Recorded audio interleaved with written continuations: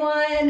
Welcome to the show. It's Nancy Guppy, and I'm in my Queen Anne condo bathroom. With me, of course, is this guy. What's your name? Joe Guppy. Hello. Joe Guppy, of course, Hi. on the iPhone camera. We like to explain what's going on. COVID-19 threw a wrench into I did not know he was going to do that. I did not know. So it threw a wrench into the production, the normal production of Art Zone. But rather than going into a corner and pouting, which I am prone to do, we've morphed into a lean, mean iPhone machine. Thus, Art Zone Phones It In was born. Now, the reason I'm here in the bathroom is because my hair is getting completely out of control long. I mean, we all are dealing with this right now. In particular, my bangs are driving me completely insane. And my salon, Cooped-up, is closed, of course. But my longtime wonderful stylist, Kenny Page, texted me some very simple instructions on how to trim, bang trim, trim my bangs. So I'm going to do it for you right now so you can kind of learn, and I'll be the guinea pig. So first of all, I have to grab my really good scissors. These I use for art cutting paper. I don't want to use them for hair, but I don't really have any choice. So what you do, I'll put those down, I guess. And so what you do is he said you make sure all your bangs are forward, as much as you can here. And then, so now you can see, right? And now you pull them all together. I think that's basically right. And kind of tight like that. Take your scissors and you put them on the bridge of your nose, okay? So they're on the bridge of my nose. I can barely see, but okay, wait. This is a little bit tricky since I've never done it, but let's hope it's not a disaster. It could be. Okay, so it's on the bridge of my nose, and then you just cut. And I'm cutting, and I'm sawing through. Oh my gosh. Wow. What do you think, Joe? Looks good. Good, right? I mean, it's imperfect, and you know what? It's going to be, they're probably a little too short, and I'll have to do a little fixing, but, I feel so much better. At least I can see. Great job. Yeah, thank you. And by the way, I'm going to be cutting Joe's hair later in the show. So. What? Yeah. Anyway, we've got a really great lineup for you. Walt Wagner, a fantastic musician, will be playing some music. My Zoom interview with Mayor Durkan, and we're going to start with a virtual visit to the studio of world-renowned glass artist Dante Marioni. Hey there, Nancy. Hope you're enjoying the great indoors in these unusual times that we're experiencing. I've been trying to stay busy in my glassblowing studio a little bit. My buddy Janusz Pozniak, that I work with and have worked with for about 30 years, he and I both reside in the same building and use the same glassblowing studio, so we've essentially been quarantined all this time. And today we made an acorn similar to this one. You can see it has what you call a reticello pattern, which is an ancient Venetian technique where this crisscross pattern, you do it just right, you trap a little bubble in each square. It's been done for hundreds of years on Murano in Italy, and I learned how to do it years ago, and then started making some pieces that I thought it might be appropriate for. The acorn. Reticello acorn, 2020.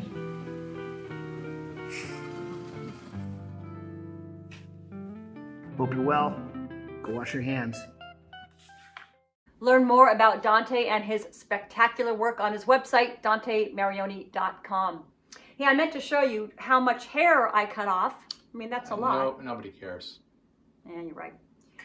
Anyway, okay, a few weeks ago, I had the luck to get on Mayor Jenny Durkan's schedule for a Zoom interview. We had a delightful conversation talking about the art of leadership and her favorite comfort food. Well, Mayor Durkan, welcome to my living room.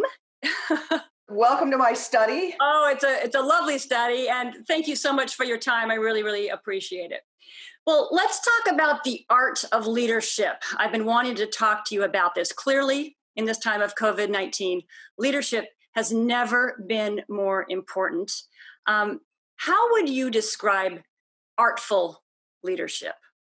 Yeah, that's a really good question. And I think it can vary, but I think the first step of any good leader and the art of leadership is you have to be willing to listen. You have to get people who know more than you know on anything you're asking about and assimilate that. And then the second thing you have to be able to do is make a decision. And there is no leader that is going to make 100% the right decisions as we move through this. So I think you got to listen, you have to decide, but you also have to communicate, because I think particularly here in Seattle, people will take action if they understand why they're doing it and what positive impact it can have. Mm-hmm. What we're doing is so hard, and it has been so devastating to so many people.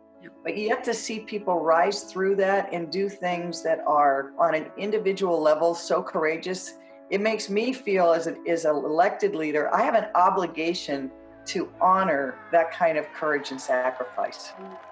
That brings tears to my eyes. Has the experience of dealing with COVID-19 changed you as a leader, do you think? No question about it. Both how I make decisions and how we govern. We're doing more and more remotely, and we're doing it at a pace that government was never built for before. And then I think everybody has changed in how this has affected them personally, for themselves, for their families, for their loved ones. All of us know somebody who's gotten sick. We worry about all of our family members that they might get sick.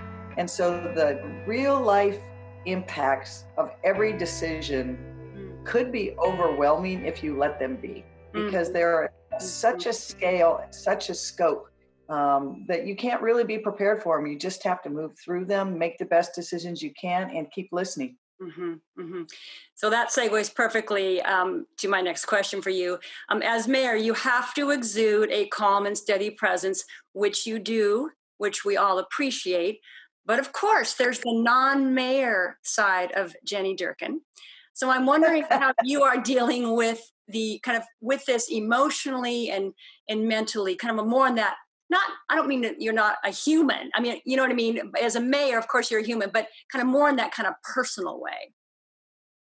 I would say it's really hard. And particularly in the first weeks, it was 15, 18-hour days. Yeah. And every decision had such grave implications for it. Mm-hmm. And so to try to both digest that personally, but also see the impacts of the team around me. Some days it's like, we feel like we're cycling through those 7 stages of grief every hour. Constantly. And sometimes you get stuck on one or the other, sadness or anger. And then you have to be home where you're both worried about the disease itself, but how do you kind of navigate that sense of stress and not just increase it for everybody? Right. Are there any go-to TV shows or comfort foods that are helping you get through? Absolutely. And I am, I have to give the small business Fran all the due props, Fran Bigelow, because hot sauce is like the best. What's your favorite one? Do you have a favorite? I have the dark chocolate sauce on my ice cream with a little bit of the caramel, because I like that contrast. So the ice cream sundaes have been a big part of my treat for myself at the end of the day. Yeah. And I will admit that you live this all day, I've got to turn off the news. And for me, my escapism is ridiculous books and TV shows like Killing Eve and Nordic noir and mysteries that don't have any bearing to my real life. Right, just gonna dive in, just kind of get lost for a spell. Well, finally, Governor Cuomo of New York is very fond of the phrase, "We are New York tough." I think it's a great phrase. Is there a phrase or a sentence that for you embodies the spirit of Seattleites, or really more Washingtonians? So I think Seattle is one of the grittiest can-do towns anywhere. We have been through cycles of hard times off and on since this city was founded. We lived through a great fire. We went through the pandemic. We saw the Boeing downturn. But we're a city that knows how to come together and to get back at it. We're proud of who we are. Yeah. We're proud that we're independent, and we're proud that we question authority. But we also are the city that doesn't jaywalk and stops at the don't cross light at 2 a.m. So true. That's so true. Well, Mayor Durkan, thank you so much for talking with me. Keep up the great work, and I look forward to meeting you in person, even if we're both wearing a mask. Yeah, exactly. And you know, I guess if they're New York strong, we're Seattle strong, but we're also Seattle smart. Right on. I love it. I love it. Yeah. Seattle strong, right. Seattle smart. Okay, well, take good care, and thank you so much again. You too, Nancy. Take care. Bye-bye. Okay. Bye-bye. This is so good. You want to finish it? Sure. Okay. Well, coming up in mere seconds, we've got some great music for you. But first, a cooped-up neighbor dog gets his yayas out.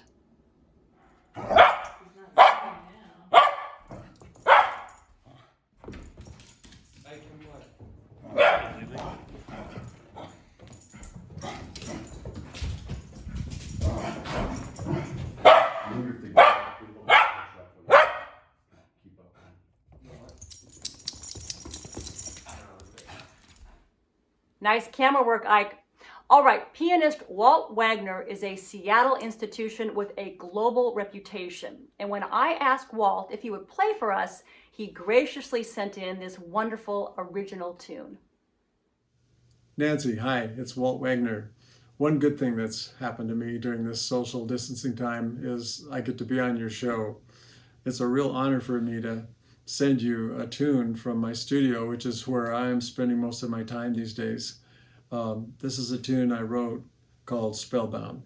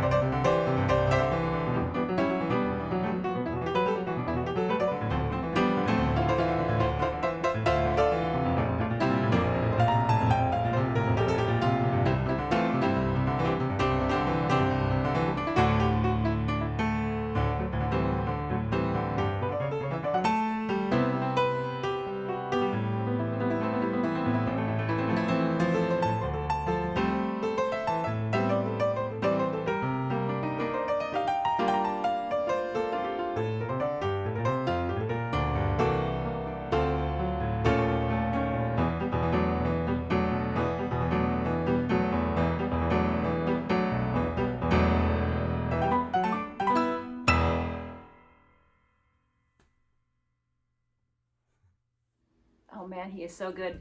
Well, the Walt Wagner Trio, featuring Dan Dean on bass and Ben Smith on drums, have a new jazz EP out. It's called Trajectory. The record is available digitally on Spotify, iTunes, etc., and as a CD from Walt's website, waltwagner.com.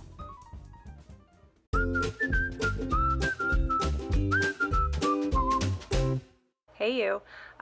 Okay, so here are some very basic tips for shooting video with your phone, and number one is all about lighting, which, Nancy, I know you're a huge fan of.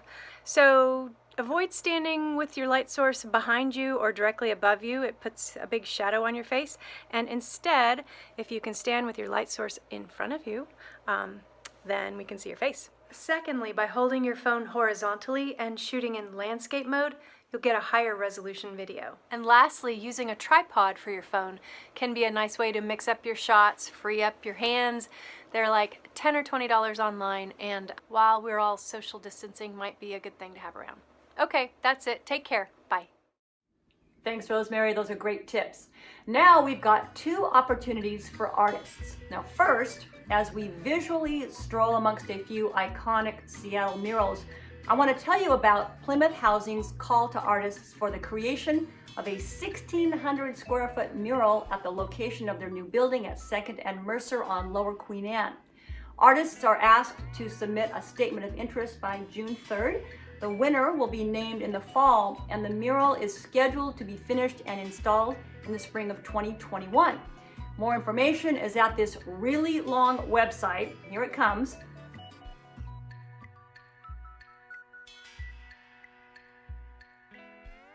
And secondly, performance venues around town are closed, of course, because of COVID-19, which is hurting artists on many, many levels. In response, a group of passionate art supporters have created Northwest Arts Streaming Hub, or NASH. It's a digital venue for artists to find an audience and for audiences to find cool content. NASH is free and provides artists with a platform, marketing and promotional services, technical support, resources, and mentorship. Submission information is at nwartstream.org.